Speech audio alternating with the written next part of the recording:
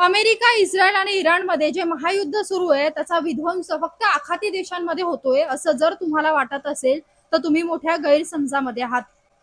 कारण आता भारतामध्ये घरगुती आणि कमर्शियल गॅस सिलेंडरचा तुटवडा निर्माण होण्याची भीती व्यक्त केली जाते.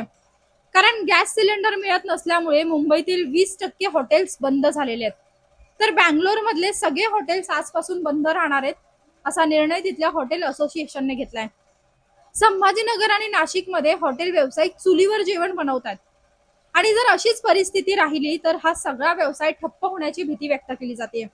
मुंबई, पुणे यासारख्या शहरांमध्ये अनेक बॅचलर्स राहतात आणि ते या हॉटेल्सवरती तिथे ज्या काही खानावळी चालतात त्यावरती अवलंबून असतात. परंतु आता गॅसच मिळत नसल्यामुळे हे सगळे व्यवसाय बंद होणार आहेत आणि याचा परिणाम रोजगारावर सुद्धा मोठ्या प्रमाणात होतोय. आता गॅस सिलेंडरची भीषण टंचाई निर्माण होईल, यामुळे जर तुम्ही आधीच साठा करून ठेवत असाल तर जरा थांबा. कारण आता संपूर्ण भारतामध्ये एस्मा कायदा लागू करण्यात आलाय. तुमच्या घरामध्ये जर 2 पेक्षा जास्त सिलेंडर असतील तर तुमच्यावरती कायदेशीर कारवाई होऊ शकते. यासाठी आता सरकारनं भरारी पथकांची नेमणूक देखील केली आहे. कारण अनेक जण आहेत की जे सिलेंडरचा काळा बाजार करतायत, टंचाई होण्याच्या भीतीने ते आधीच साठवणूक करतायत. यामुळे मागणी आणि पुरवठ्यामध्ये मोठी तफावत निर्माण होऊ शकते. यामुळे सरकारनं हे मोठं पाऊल उचललेलं आहे.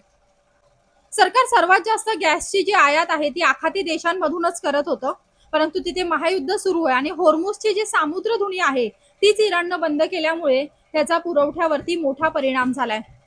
आता सरकारनं लवकरात लवकर पावलं उचलावीत आणि हा जो काही गॅसचा पुरवठा आहे तो खंडित झालाय तो सुरू करावा अशी मागणी हॉटेल व्यावसायिक करतायत.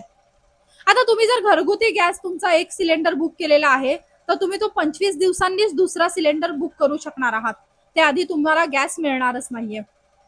आता फक्त गॅस सिलेंडर पुरताच युद्धाच्या झळा आपल्याला बसतायत तसं नाहीये.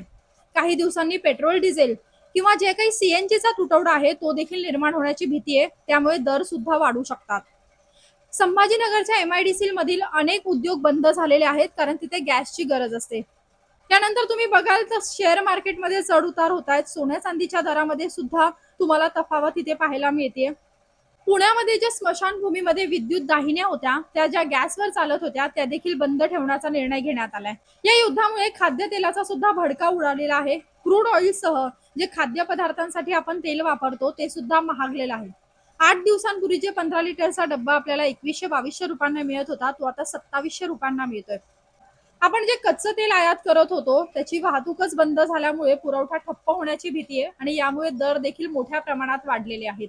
डोनाल्ड ट्रम्प वारंवार इराणला इशारा देत आहेत. हल्ले दोन्ही देशांनी एकमेकांवरती मोठ्या प्रमाणात वाढवलेले आहेत. इराणकडून